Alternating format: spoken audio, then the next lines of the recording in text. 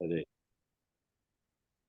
Om Ajnanatimirandasya Jnananjanashalakaya Chakshurunmilitam Yena Tasmai Shri Guruve Namaha Shri Chaitanya Manobishtam Stapitam Yena Bhutale Swayam Rupa Kadamayam Tadanti Swapadantikam Vandeham Shri Gurun Shri Yutapatakamalam Shri Gurun Vaishnavam Shcha Shri Rupam Sakrajadam Sahagana Raghunathanvitam Tam Sajivam Satvedam Swavadudam Parijana Sahitam Krishna Chaitanya Devam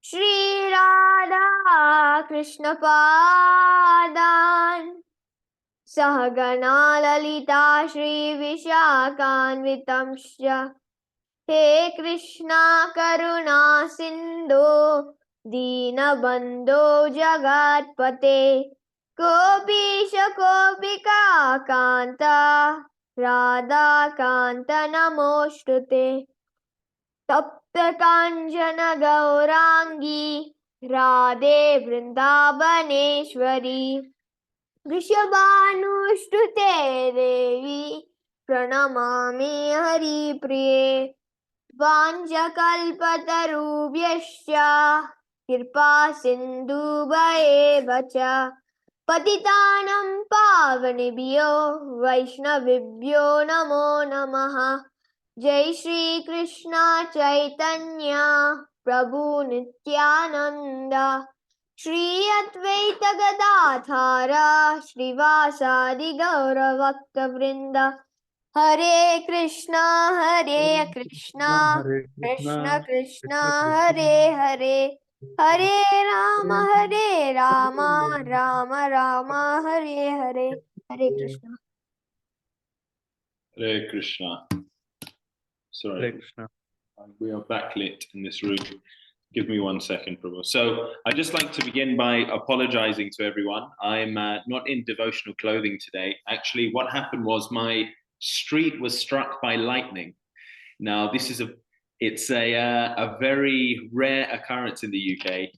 I'm sure in Africa, I know you have big storms, hailstorms, but in the UK, it's a very unusual occurrence. So I think it was either one house or two houses down. And what has happened is that all the Wi-Fi, all the electricity on my street has now gone. So we have no Wi-Fi. The power is there, but it's just meant that it's anyway challenging situation. So I'm now at a relative's home and Hope you are okay, Prabhuji. trying to make do. Is there any chance, Nani, can you hear Shanti Singh? Okay, my Nani has been trying to tune in for some weeks, but she's having some difficulty. But anyway, no problem. So today, so please forgive me in advance for my appearance. It's last minute. It was slightly challenging today, but we'll do our best to speak something. So Shashwin Prabhu, would you like to read the Sanskrit shloka, or should I? Would you like to try? Yes, Prabhuji. Hare Krishna. Hare Krishna. So today we are reading from Canto 2, The Cosmic Manifestation, Chapter 2, The Lord in the Heart, Text 29. So 2:29. So please, Shashwin Prabhu, if you'd read the Sanskrit for us. Okay, Prabhuji. Hare Krishna. Hare Krishna. Om Namo Bhagavate Vasudevaya. Om Namo Bhagavate Vasudevaya. Om Namo Bhagavate Vasudevaya. नारायणं नमस्कृत्यं नरं चैव नरोत्तमं देवीं सरस्वतीं व्यासं ततो जयमुदीरयेत् नष्टप्रायेषु भद्रेषु नित्यं भागवत सेवया भगवते उत्तमश्लोकैर्भक्तिर्भवति नैष्टिकी। हरे कृष्णा। Hare Krishna. रत्नेन गन्धं रसनेन वैरसं रूपं च दृष्ट्या स्वसनं स्वचैव श्रोत्रेण चोप्येत्य नामो गुणत्वं प्रण्येन चक्षुतिम् उपैतयोगी। हरे Krishna. Hare Krishna. Wonderfully done. So, translation by His Divine Grace, Abhay Charanarvindam Bhaktivedanta Swami Srila Prabhupada Ki Jai. The devotee thus surpasses the subtle objects of different senses, like aroma by smelling, the palate by tasting, vision by seeing forms, touch by contacting, the vibrations of the ear by ethereal identification, and the sense organs by material activities. Purport by Srila Prabhupada. Beyond the sky, there are subtle coverings, resembling the elementary coverings of the universes. The gross coverings are a development of partial ingredients of the subtle causes. So the yogi or devotee, along with the liquidation of the gross elements, relinquishes the subtle causes like aroma by smelling. The pure spiritual spark, the living entity, thus becomes completely cleansed of all material contamination to become eligible for entrance into the kingdom of God. Hare Krishna. So, this chapter, more generally, so chapter 2 of Canto 2, is dealing with, entitled The Lord in the Heart, is dealing with many subtle aspects of the universe. It's dealing, of course, with the Lord in the heart, which in one sense is the most subtle, but also the most pivotal, because the Lord is the basis upon which the whole universe rests. He's both within the universe, he's within every atom, but he's also distinct from the universe. He has his own abode. He has several abodes. He has an abode in every universe, known as Shweta Dvipa. He has an abode outside the universe as Garbhodakshai Vishnu, where he supports it. And he also has an abode as Karanyadakshai Vishnu, who is the cause of even the universes. So we're dealing with many subtle aspects within this chapter. And this particular verse, so we're now on verse 29, and it's the progress of the soul is being described, and now we're discussing what life is like in Satyaloka. Satyaloka being the topmost element of the material universe. So I think many things have been touched upon here. Srila Prabhupada has talked about the gross coverings. He's also talked about the pure spiritual spark. And I think it's important for us to understand this properly, to explore two things. The first thing is something called Sankhya philosophy. So Sankhya philosophy is actually part of the 6 philosophies by which we can understand the Vedas. The Vedas are known through Shat Darshani or Shat Darshan, which means 6 limbs or bodies of the Vedic understanding. So I think we're going to address that. We're then going to explore the creation of the universe. Once we understand Sankhya philosophy, which is actually the 5th out of those 6 limbs, those Shat Darshans of the Vedas, then we can understand what gross material elements are, what subtle elements are, and then we can understand how the universe comes together And obviously, understanding the universe is very important. Number one, because obviously we live here in this universe. And Chaitanya Mahaprabhu, in his conversations with Srila Sanatana Goswami, talked about how the soul has a connection both to the material world and also to the spiritual world, certainly while we're here in the material universe. So we're going to understand how the universe works. But understanding the universe is especially important. And that's why Srila Prabhupada wanted to establish the largest temple in the world, the Temple of Vedic Planetarium, which is currently under construction in Mayapur, so that people in general could gain clarity. They could understand and have a perspective on how this universe is organized, how it was created, and what our function is in relation to this universe. You know, if you walk into a room and you don't know what's going on or what to do there, you can't get the most out of it. You walk into a room full of books and you see people putting it on the shelves, you might think that, oh, they're just stacking books. But if you understand that this is a library and these books are so you can understand, then you will interact with that space in a different way. So in the same way, only if we understand the material universe, we understand its composition and creation, will we be able to get the most out of our existence here, or our time here in this material universe. If we misunderstand what the universe is and how it's created and what its function is, we will miss the point of our life within this universe. We won't be able to derive the most benefit within this universe, particularly in the rarest of all gifts, the human form of life. So first of all, we'll talk about the Sat Darshan and specifically Sankhya philosophy.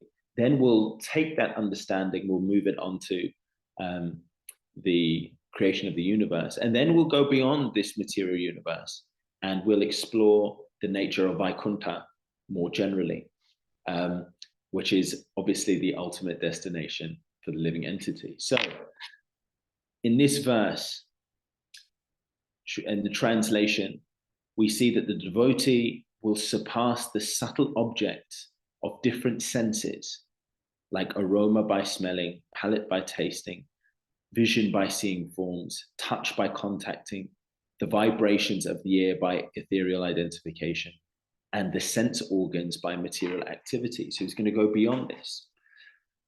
So I think the place to start is Srila Prabhupada was clear that Brahma does not have a body like we have a body. Now, devotees may or may not know that actually our body is made up of 3 different features. We have our gross body, which is called the Stula Sharir. We have the subtle body. So the gross body, blood, bones, flesh, that's our gross body. The subtle body are things such as the mind and the intelligence. When you remember something, there isn't a little drawer, a drawer where the memories go in. It's not a physical thing, it's a subtle thing. If somebody said, show me a memory, show me an emotion, you couldn't physically show it, but it's an experience that we all go through. So this is the subtle body, the mind, the intelligence, and the false ego.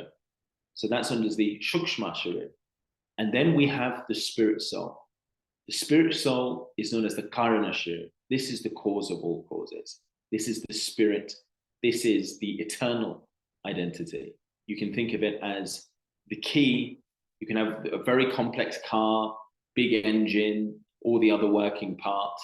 That's the physical body. You then have the electronic gizmos, which will put on they're very sophisticated now. You have automatic braking systems, ABS. If you're going too quickly, you'll have sensors in your car and they'll slow the car down to avoid a crash. So that's like the subtle thing. That's the computer, which is reading information. It's not the physical engine, but it's having an effect on the car. But then the driver of the car and his key in the ignition is the thing that makes the whole thing go. If you don't have that living driver within that vehicle, the car's never going to move. In the same way, in the physical and the subtle body, the driver is actually the soul. He is the one taking the journey. And this is actually just his equipment. So he's the actual living entity going on the journey. The car has no value without the driver. And equally, the body, the physical body and the subtle body has no value without the soul. So what it is saying here is effectively Brahma's vehicle, is Brahma's body. He has the mind, he has the intelligence, and he has the false ego. Actually, in some Shastric references, it says that actually he doesn't even have the mind. He's actually pure intelligence. Some false ego is there, misidentification, but ultimately he is going through this journey without a physical body. So and he lives in Satyaloka. So Satyaloka is Brahma's abode. I'm sure we all realize that from the early part of the chapter, but he has no physical body. He's just intelligence and the soul. So the soul covered by this intelligence. And it is saying that if we are to enter into Satyaloka, then we will also adapt a similar kind of physiology. Now, how is this possible? So I think it's important that we'll quickly go into Sat Darshani, which are the 6 limbs of the Vedas, of which Sankhya is the 5th. And we can understand, therefore, how it is possible for us to exist without a physical body, and also what comprises the physical body. So the Vedas, just very briefly, because each one of these topics is a whole, weeks or months of lecture in themselves. The whole of the Vedic literature is divided into two distinct sections: the Shruti and the Smriti. So the Shruti is coming directly from the Supreme Lord. The Smriti is compiled by the sages. Now, beyond this, we have the Sat Darshani, which are the 6 branches of the Vedas, which explain all of the Vedic literature. So you have the Karma Mimamsa, which was explained by Jaimini Rishi. And basically the Karma Mimamsa or Purva Mimamsa is just about how we can enjoy effectively in this material world. So this is to do basically on the gross bodily level, but it's regulated enjoyment. So this is for people who want some kind of understanding of just how to enjoy the senses. Now, obviously, this is a very low level of enjoyment because we know in this world, everything is temporary. Even our body is temporary. So if we spend the whole time just trying to enjoy our senses, not thinking about who we actually are, not thinking about where the soul will go, not thinking about the consequences of that so-called enjoyment on our future destination, then we can see this is actually a very base and low level of enjoyment. So beyond the Karma Mimamsa, we have Nyaya. This is logic. And this logic is presided over by Gautam Rishi. Beyond logic, we have Vaisheshika. So Vaisheshika is the theory or the understanding which is given by Kashyapa Muni.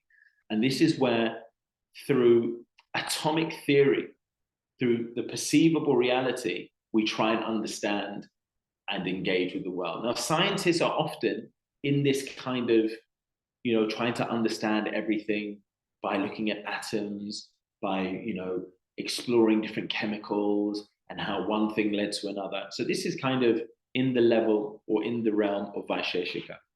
Now, beyond Vaisheshika, we have what we're going to talk about today, which is the Sankhya philosophy. Now, the Sankhya philosophy by Kapil Muni was given initially by Kapil Muni, and we'll know about Kapil Muni later on in the Srimad Bhagavatam, because Kapil Muni is the son of Kardama Muni and Devahuti, and he famously is the son who lectures the mother. Usually it's the parents giving the children advice, but for all of you children out there, you can just reference Kapila Muni when you want to educate your parents. No, don't do that.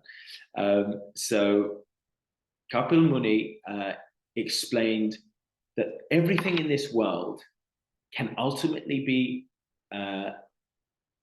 broken up into 24 or 26 different categories. Everything in this whole world and in this whole, not just in this world, in this whole universe. So first of all, you have 5 gross elements: earth, water, fire, air, ether. So let's keep a count. That's the first 5, right? These first 5 interact with or correspond with 5 different phenomena in this world. So you have smell, taste, sight, touch, and sound. So we had earth, water, fire, air, ether. And we see that from earth, we get smell. From water, we get taste. If you have a dry mouth, you can't taste it, you need to drink water. The tongue is always wet, so you can taste. From fire, light, we have sight.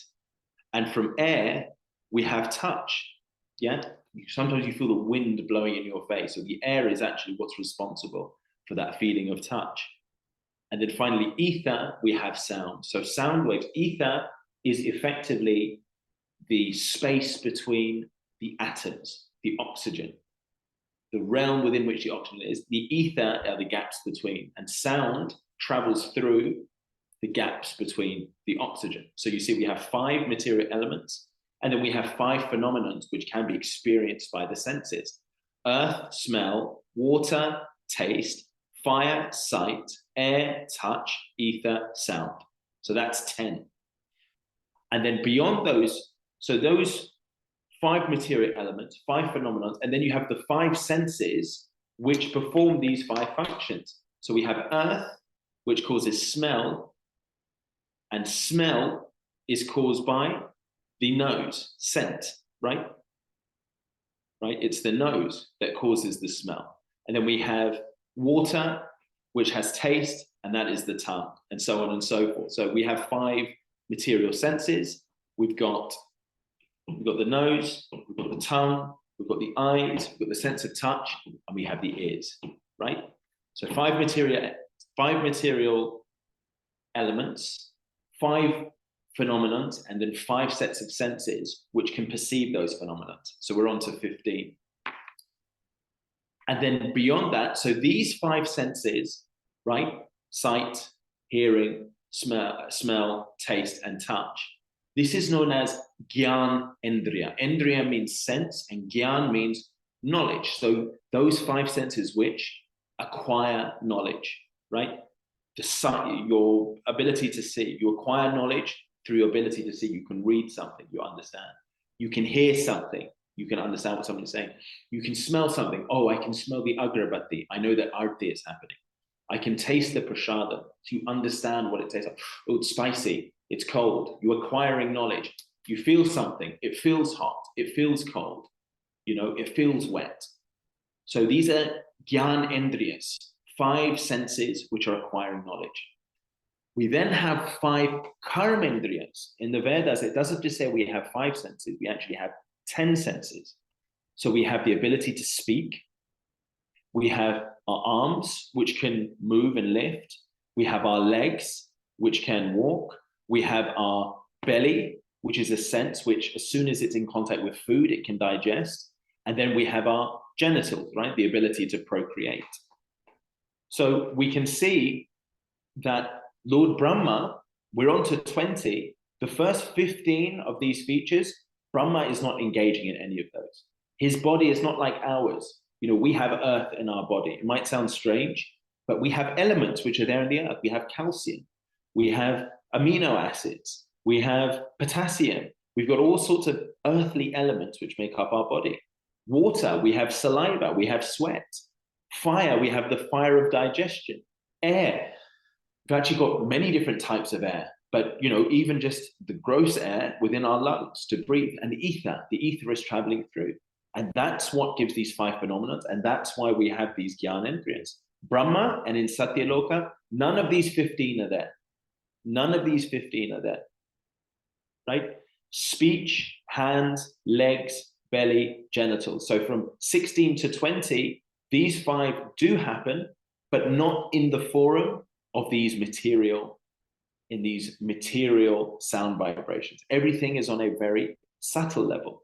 So we've got to 20 now. Then we have three moving forward. We've got the mind, the intelligence, and the false ego. Now, this is where, by definition, we're moving into a very subtle realm. Mind, what does the mind mean? Mind, the ability to think. This is something where it's not tangible, but it is perceivable. You know, if you ever say, I was thinking so much, it made my head hurt.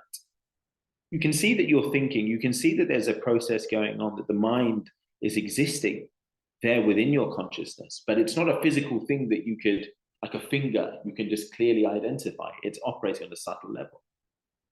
Equally, intelligence, the ability to work things through. This is not a physical component, but we can see that the intelligence is working. We progress through a series of problems. And so it's perceivable that the intelligence is there. And then finally, false ego.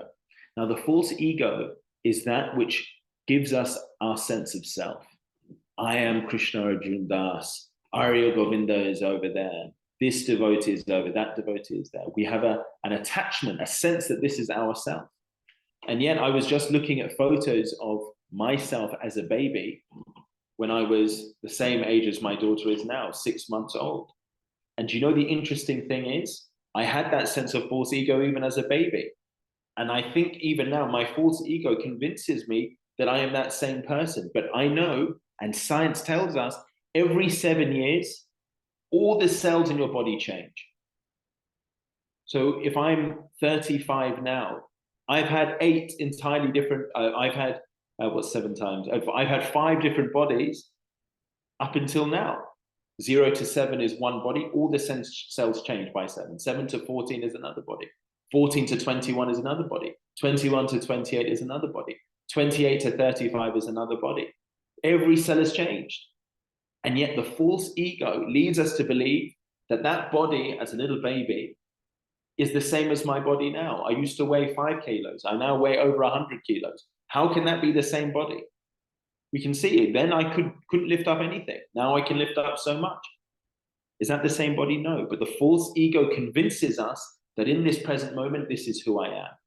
Whereas really we know, Jivera Swarupoi, Krishnera Nityadas. Actually, the true identity, not the false ego, but the real ego, the Siddhadeha, the true understanding is that we are eternally servants of Krishna. We are the soul. We are not the physical body, and we are eternally servants of Krishna. You know, I am not this lump of matter and flesh. I am actually the soul which lives inside. But this false ego, this ahankar, is convincing us to identify with this physical body. So this subtle elements, this mind, this intelligence, and this false ego is present there in Lord Brahma. Many of you may have heard of this pastime when Lord Brahma travels to Vaikuntha and he is stopped by the... does he travel to Vaikuntha? I'm forgetting the pastime now. He's stopped by Jay and Vijay. And Jay and Vijay say, oh, it's not Jay and Vijay, it's another associate of the Lord, says, who are you? And he says, I'm Brahma. And they say, you're Brahma, which Brahma? He said, what do you mean, which Brahma? I am Brahma, I am Brahma, right? And then he goes in, ultimately he has an audience with the Lord and he sees a Brahma with 8 heads and he sees a Brahma with 16 heads and he sees a Brahma with 100 heads and he sees a Brahma with 1,000 heads. And he realizes then that there are so many Brahmas and actually he shouldn't have this ahankar, this false sense. And he also realizes that he is a spirit soul. He's not actually his designation as Brahma. So Brahma still has that sense of false ego. He also has that intelligence. So we're now on to 23. We've got the 5 gross elements. We've got the 5 phenomenon from those elements. We've got the 5 jnanendriyas, which can perceive those phenomena. We then got the 5 karmendriyas, which are performing activity. We then have the 3 subtle elements, mind, intelligence, false ego, 23. We then have 24 is the Mahat-tattva. The Mahat-tattva means the sum total of all of these 24. The Mahat-tattva is basically like the Lord's, do you know what's it called? A color palette. The painters use. It's called a color palette. Easel? No, easel's what they paint on. They have a color palette. So the Mahat-tattva is where he's got 24 different colors. Or 23 different colors. And he's put it all together. And so he can dip into any one of these in order to create the universe. So that easel is the 24th with 23 different colors on. And he's basically like an artist taking these different material elements and he's creating universes and all sorts of different living entities. So that's the 24 different elements of Sankhya philosophy. But then there are two more elements beyond these 24. So if you've broken the universe into all these 24 things, and you're looking at it in terms of colors, there's one thing that we're missing, and that is the 25th thing, which is, who is it that is perceiving all of these things? Okay, you've got 23 different colors, it's on a board, but then there's also something beyond the material elements. It is the spirit soul itself. The spirit soul is the life-giving force. It is the driver in each one of these cards. It is the cause of consciousness. It is the cause of self-awareness. You know, water has no consciousness, but once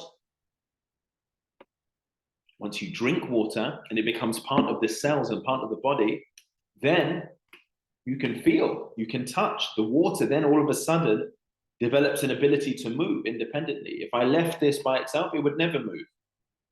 Because the soul is dynamic, the soul can perceive, therefore all the otherwise inanimate elements of this universe then become dynamic when they're in contact with the living entity.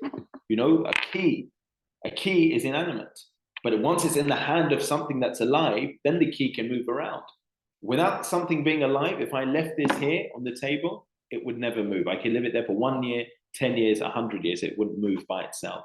But when it's in contact with the living entity, all of a sudden we see otherwise dead matter is now animate, it's moving.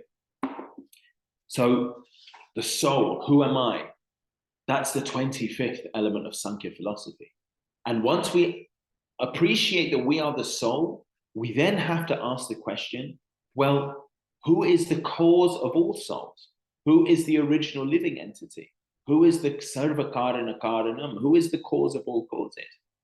And that is the supreme soul. We are the Atma or Jivatma, and it's the Paramatma, the Lord within the heart, the Param, the topmost Atma, the topmost living entity. He is the cause of all souls. He is the super soul.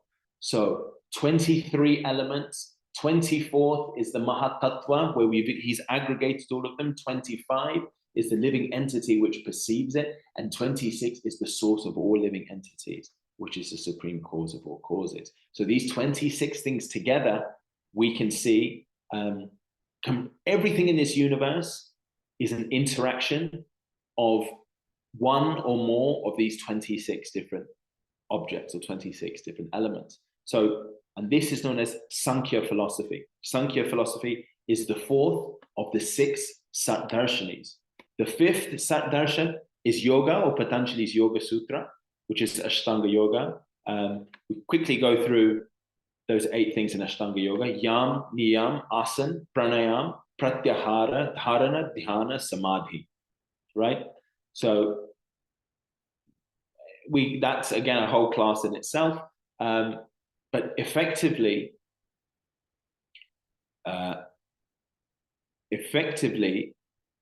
the point of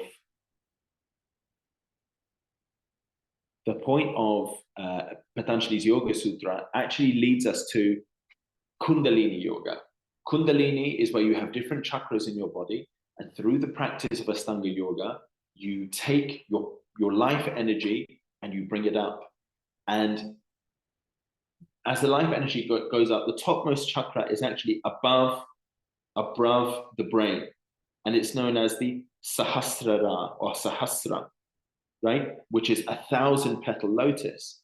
And in the Brahma Samhita, in the 2nd verse, Ananda Buddhi Vardhanam, it also talks about 1,000-petaled lotus is how the Lord's eternal abode in Vaikuntha or Goloka Vrindavan actually looks. So we see that the end of all yoga is actually for you to realize the Lord's abode. You can perceive the Lord is within us as a super soul, and therefore the Lord's abode is also perceivable within us. But actually it's just a reflection of the spiritual sky. And then finally we get to the Uttarmimamsa. The Uttarmimamsa, you know, we started off this conversation with the Karma Mimamsa or Purva Mimamsa, which is the materialistic. we've now progressed up the 6 darshanis to the Uttar Mimamsa, the topmost Mimamsa, the topmost understanding. And what is the Uttar Mimamsa? The Uttar Mimamsa is Bhakti. Uttar Mimamsa is the Vedanta Sutra, the Brahma Sutra, which is written by Vaipayamya Vyasadeva, Srila Vyasadeva. And this is the end of the Vedas. The end of the Vedas is the understanding of Tata Brahma Jignasa and Aham Brahmasmi, that we are spiritual by nature and we need to inquire into our spiritual nature. And so this is all kept in the Vedanta Sutra, and you'll see that the beginning of the Vedanta Sutra and the beginning of Srimad Bhagavatam have the same verse. It's the same verse. The first verse of Srimad Bhagavatam and the first verse of the Vedanta Sutra are exactly the same. So what we understand as devotees is that Srimad Bhagavatam, and the Srimad Bhagavatam covers what? The Srimad Bhagavatam covers complete and utter surrender unto the Supreme Lord, the Samambona, the Ashrayaha. The topmost point of Srimad Bhagavatam, the 10th topic of the Bhagavatam, which I always come around to, is understanding the Samambona, the absolute truth, the absolute supreme shelter, which is the Supreme Lord. So we've gone through these different Satdarshanas. We've seen the 4th level of understanding the Vedic literature, which is Sankhya, and we can see how that's applicable here. And we can see now that actually, when you rise up through these 6 levels of Vedic understanding, you actually come to the Srimad Bhagavatam ultimately, which is known as the Uttar Mimamsa. So Janmadi Asya Yato is both how the Bhagavatam begins and also how the Brahma Samhita, the Brahma Sutras, Vedanta Sutras also begin.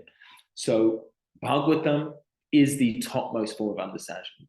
Devotional service unto the Supreme Lord is the topmost understanding. And that is the conclusion of the Vedas, of the Satdarshanas. But anyway, we'll leave the full exploration of Satdarshana aside. I think I would recommend everyone to have a basic understanding of that, because many people in India will bring in different thoughts and philosophies, and they don't realize how these relate to each other and how bhakti is supreme. So that's just a quick overview. But if we take the 4th of those 6, which we went into great detail on, which is the Sankhya philosophy, and we apply that to this verse, we've seen, therefore, that the reason that the devotee in Satyaloka has gone beyond the subtle objects of different senses, like smelling, like tasting, like vision, like touch, is because in Satyaloka, there is no gross activity. The physical body is completely gone. The physical body is gone. He's operating simply on the level of the subtle senses. So beyond, we then can see, therefore, that there are, we can see, therefore, that if we are operating on the level of the senses, there must be a different form of consciousness throughout the universe. There must be different level of existence and a different perception. I mean, we've read in previous verses how people are living for 14 trillion years. So we should therefore have a better understanding of what life is like within different parts of the universe and even beyond the universe. So in order to do that, I'd like to share an image. I'm not sure whether people have seen this image. I don't know whether I'm able to share on my Zoom. Oh, yes, I am. Okay. Host disabled participant screenshot. Is there any way that I could be included to be able to share my screen? Arya Govinda Prabhu? Yes, Shashwin Prabhu. Okay. Shashwin, can you make Prabhuji the host, please? Yeah, yes, Prabhuji, we can make you the host. Just yeah, Shashwin is yes, Prabhu.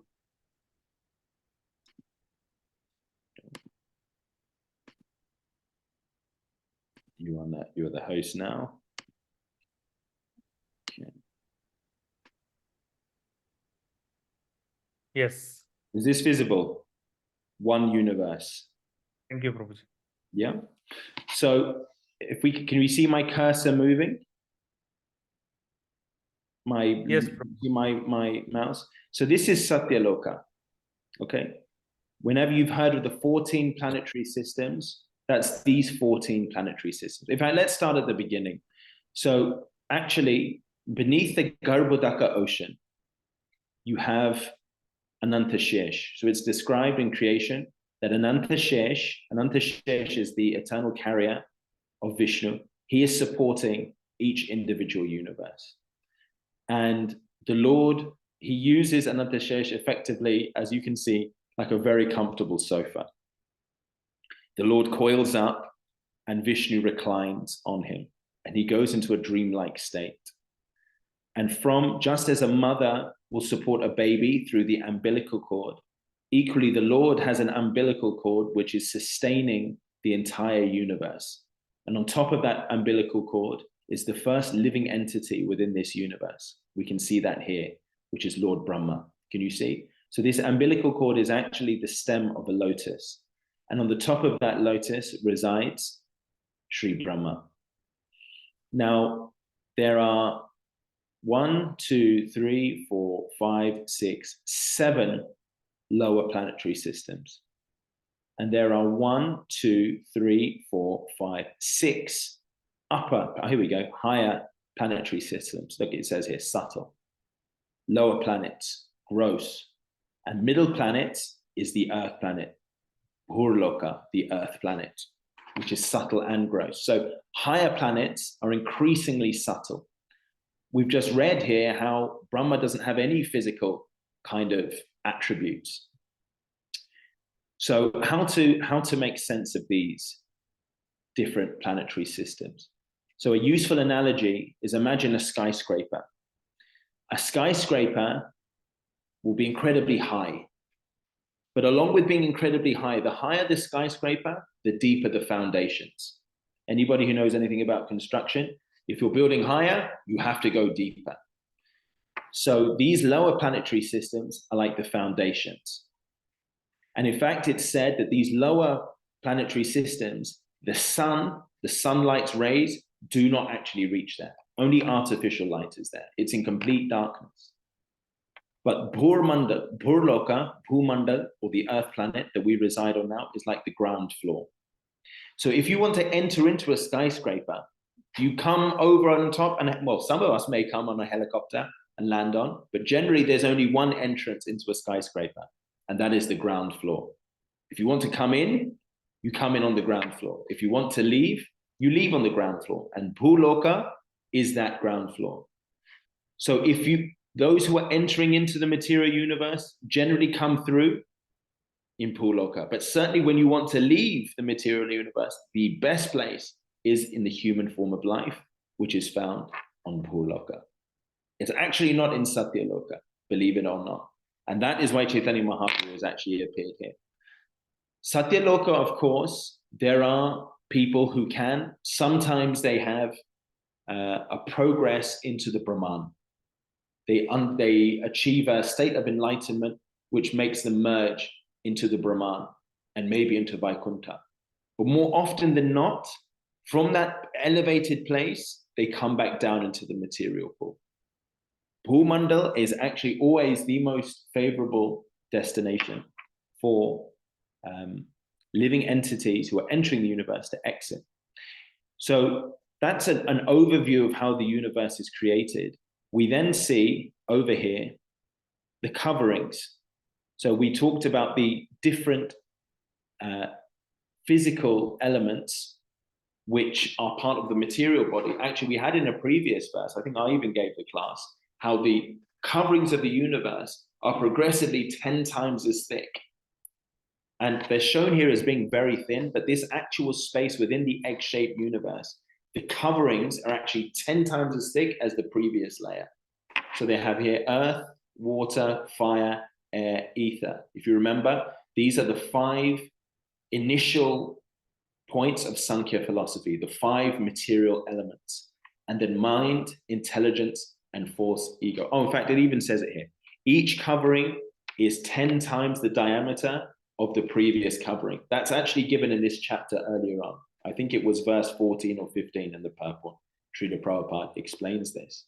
So we can see that everything in this universe is a combination of these different 23 or 24 elements which are given in Sankhya philosophy. So Garbha Dakshayi Vishnu. Garb. Anyone who knows what garb means, it means the womb. The Garbha Dakshayi. So through the Lord's womb, he is sustaining the whole of this material world. And then Shiro Dakshayi Vishnu. If any of you have ever watched Ramanand Sagar or B.R. Chopra's Vishnu Puran or Mahabharat or what's the other one? Ramayana, you will see the Devas going to offer prayers to Vishnu. And you see the Lord lying on Ananta Shesh on a white ocean of milk. Where is that ocean of milk? That's in Shweta Dvipa. And that's where Shiro Dakshayi Vishnu lives. So there's 3 Purusha avatars. There is Mahavishnu or Karana Dakshayi Vishnu, who is the cause of the entire material creation. From him, all the different universe, from his pores, the little pores on his skin, universes are coming out. Innumerable universes are coming out. And in each universe, there is his expansion of Karanya Dakshayi Vishnu. Karana Dakshayi. Karana means to cause. He's the cause of all the material creation. In each one of those universes, we find Garbha Dakshayi Vishnu. There's a Garbha Dakshayi Vishnu in each one of these universes. From his Garb, he is sustaining the whole of the universe. And then Shiro Dakshayi Vishnu. Shir or Kir means milk. There is a Vishnu who then in each universe is approachable, and he's lying on the ocean of milk. And actually through this Shiro Dakshayi Vishnu, the avatars come from the spiritual world and enter into the universe. Not only do the avatars enter into the universe, but also this Shiro Dakshayi Vishnu expands further into every single atom. He expands into the heart of every single living entity. So we see here that we have a progression of the 3 Purusha avatars. Now, why is it important to understand this? You know, we're talking a lot about Vishnu, and yet we understand that Om Namo Narayanaya, that we are actually worshippers of Lakshmi Narayan. So how do Vishnu and Narayan interrelate? I'll show you this one here. So actually, here we go. We can even see Karana Ocean. Karanya Dakshayi Vishnu is there. So we should understand that Vishnu and Narayan are the same personality. The difference is Narayan is residing eternally in the spiritual world, and Vishnu is Narayan when he's entered into the Mahatattva or into the material world. There is no difference. But Vishnu is a representation of Narayan within this material world. He's an expansion, plenary expansion within this material world. So we can see here the chanting of the holy name coming from Bhulok, coming from the earthly planet. And it is going where? Hare Krishna, Krishna Krishna, Hare Hare. Hare Ram, Ram Ram, Hare Hare. Hare Krishna, Krishna Krishna, Hare Hare. Hare Ram, Ram Ram, Hare Hare. Hare Ram, Ram Ram, Hare Hare. So we can see the way out of this universe is through the holy name. And look where the holy name is stemming from the ground floor of this skyscraper, from the Bhulok, not from Satyalok, but from Bhulok. And it can be confusing because even in the Bhagavad Gita, Krishna gives instructions about how one has to engage in the yoga process. One has to leave his body at a certain time. He has to focus his life air in between his eyebrows. He has to do many kinds of tapasya and yoga. And only in that way will he be able to elevate himself. In this verse also, it can be confusing. Lord Brahma, surely he lives the ideal life in the universe. Surely we should be aspiring to be part of Brahma's setup and in Brahma's plane and operating like Brahma. But that's actually not the case of the Acharyas. The Lord has said that the easiest way, the easiest method is Sarva Dharman Parityaja Mamekam Sharanam Braja Aham Tvam Sarva Papebhyo Mukshayishmi Masucha and Manmana Bhava Mad Bhakto Majijimam Namaskuru. they use verses that together, 1865, 1866 in the Bhagavad Gita. If you surrender unto the Lord, you're offering worship to the Lord, and you're surrendering all varieties of religion. You're only engaging in his worship. Then he will protect you from all, you need not fear. He will deliver you from all sinful reactions and establish you in your constitutional position. And we can see that now just by examining the Sat Darshana. We can see how that tallies up with our experience of the universe, and how we can see that ultimately the Sahasra, this is the Sahasra, this is the 1,000-petaled lotus that the Sat Darshana talk about, the topmost point of yoga, Goloka Vrindavan. So let's quickly understand and explore the difference between these. So I know we've only got a few minutes left. Covered quite a lot of material, and I feel like we've just skimmed over the surface, but I've tried to show how all of these points connect with this verse. So it's explained in the Shastra that the entire creation is obviously unlimited. But if you were going to quantify it, 25% of creation is the material existence. 75% is the spiritual existence. Of course, what's 75% of infinity and what's 25% of infinity? So in one sense, this is an arbitrary measurement, but we can use that. Karana Ocean and the Mahatattva are where all these different universes are. But all of these Narayan expansions are there in Vaikuntha. Now, Narayan can be understood, the different forms of Narayan. You have Damodar, you have Sridhar, you have Rishikesha. You can understand the different forms of Narayan by the configuration of the conch, the disc, the lotus, and the Gada. So depending on which hand is holding which, you have 16 different varieties. Some will hold, in the top left will hold the Sudarshan disc, some will hold the lotus in the top left, some will hold the Gada in the top left, and some will hold a different one in the top right, and then bottom left and bottom right. You have four-armed Narayan. So depending on the configuration of these four paraphernalias, that will determine which form of Narayan you are dealing with. So there are 16 principal forms of Narayan, and you can tell them apart by the way in which they hold their paraphernalia. Beyond that, you have many different Leela avatars. You can see even in this, you can see Narasimhadev, you can see Varahadev, you can see Vamandev. Each one of them have their own planet within Vaikuntha Loka. And people who are, Bali Maharaj is always a dear devotee of Vamandev. Vamandev blessed Bali Maharaj by putting his foot on his head. It's more than likely that Bali Maharaj will desire to be with Vamandev internally. So he will go to the Vaikuntha Loka planet where Vamandev is presiding. So you have all sorts of variety in these planets. And this is known as the Aishwarya Dham. In Vaikuntha, Aishwarya is the predominant mood, the predominant rasa with the Lord. Aishwarya means awe and reverence. The Lord is a king, Lakshmi is his consort, she is the queen, and we are their servants. But then we see even above Vaikuntha Dham, there is Golok Dham. And this is known as the Madhurya Dham. So what is the difference between Aishwarya and Madhurya? Madhurya means where there is spontaneous, intimate sweetness. In Goloka Vrindavan, the cowherd boys, they don't treat Krishna like a king. Sometimes they close his eyes and they're feeding him laddus, and then they'll pop a leaf or a flower into his mouth. Sometimes they'll wrestle with him and put him in a headlock. No one would dare go up to Lakshmi Narayan and put Narayan in a headlock. But the cowherd boys have such an intimate relationship with the Supreme Lord in Golok Dham that they can even put him into a headlock. They can play games with him. Similarly, Mother Yashoda, she not just puts him in a headlock, she ties the Lord up with a rope. She can tie the Lord. Who would tie up Lakshmi Narayan with a rope? No one would.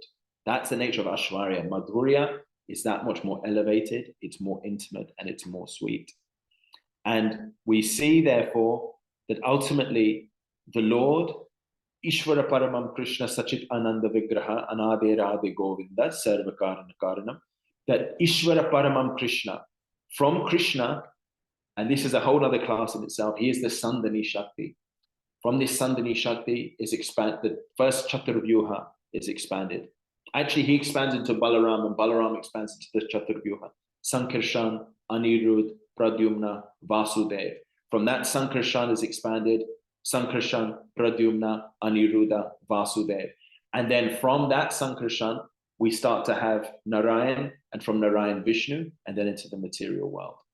So we can see that is the nature of the Sandhani Shakti, the Ladani Shakti, Srimati Radharani. She ultimately expands into Durga, who is the presiding Shakti of the material world. And then we have Balaram, who is known as the Samvit. He is the thing that supports it all. He is the thing that supports all of Krishna's Leela in the spiritual world. He is then expands into Nanta Shesh, and he's literally holding up the material world in this universe. So by understanding how the spiritual world works, we can understand the fundamental concepts of the material world. The things that we see here are genuinely a reflection of what is going on in the spiritual world. So while it can seem tempting to become the topmost part of this material world, actually it won't assist. The real point is to go even beyond this material world and just depend on the spiritual nature. The most effective way of doing that is not to become elevated to Brahma Loka, but is simply to understand that Gopi Bhartur Pada Kamalor Das Das Anudas and Harinam Golokera Prematana Harinam Sankirtana. The only thing you need to do, forget about Satya Loka, you just need the wealth of Golok Dham. Golok Dham is the basis of everything. And the nectar, the wealth of Golok Dham is Harinam Sankirtana. So, in summary, Hare Krishna. Are there any questions, corrections, comments? I know we've only got a few minutes left. I covered a lot of ground on that one.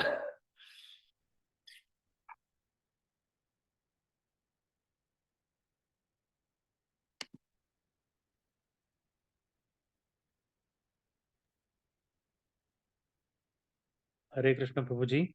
Hare Krishna, Prabhu. Yeah, thank you. Thank you so much for this wonderful session.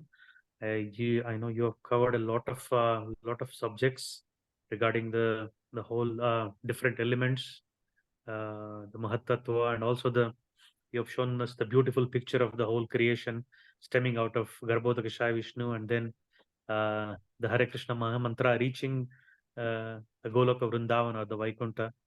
So I was just having a question in my mind that, if Brahma doesn't have the physical body like us, but he has a shape, so how does it work, Prabhuji? This is the Lord's Achintya Shakti. Ultimately to perceive Brahma's form, they talk about Bhakti Chakshus or Shastra Chakshus, being able to see with the relevant faculties. Even to see the Lord, you need to have special faculties. This is something which is Achintya to me. I certainly wouldn't be able to, but by Brahma's mercy, you would be able to perceive him. But with our own eyes, I don't know. Sometimes when someone's invisible, if you've ever watched, I'm sure none of you have, if you've ever watched Harry Potter, the way to find out someone's been to throw a blanket over them, and then you can see that outline. So maybe if you threw a blanket over Brahma, you'd see his outline. But jokes aside, by Brahma's mercy, one would be able to see him, but not through our own endeavor. Actually, the reason why people often get confused that Brahma is a supreme Lord is because he is a guna avatar. He does preside over the mode of Rajagun.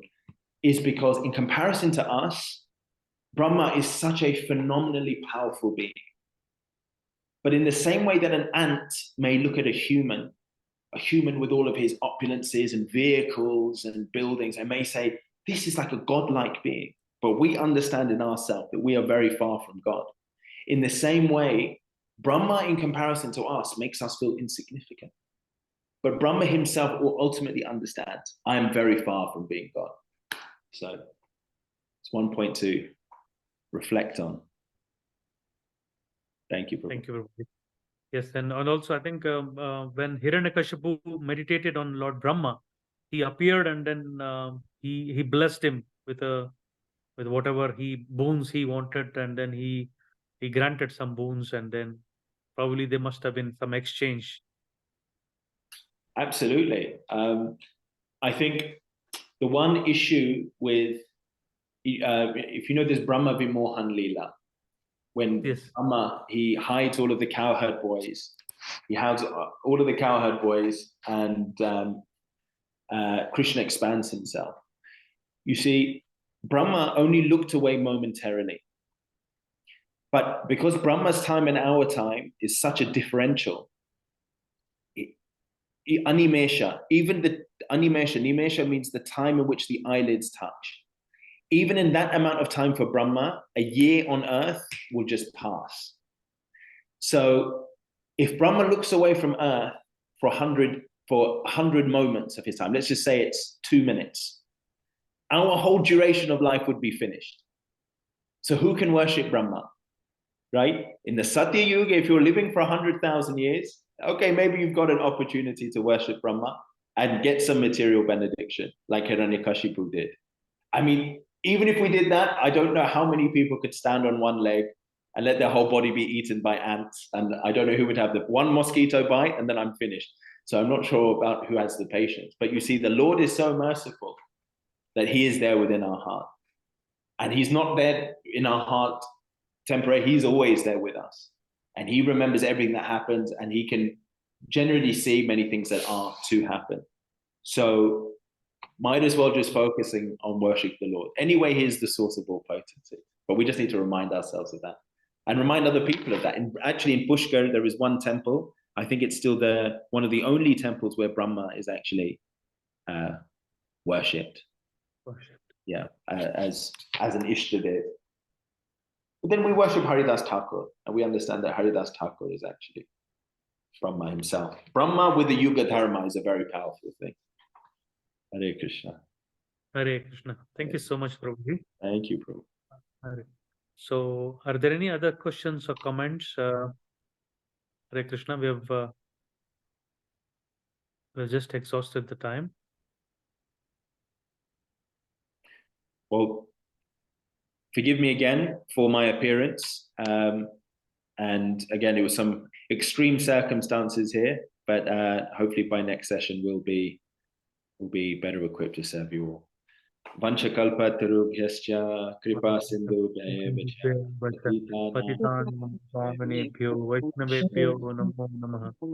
Srila Prabhupada ki jai. Jai. Srimad Bhagavatam ki jai. Jai. Thank you. Thank you, Prabhuji. Hare Krishna. Thank you, Prabhuji.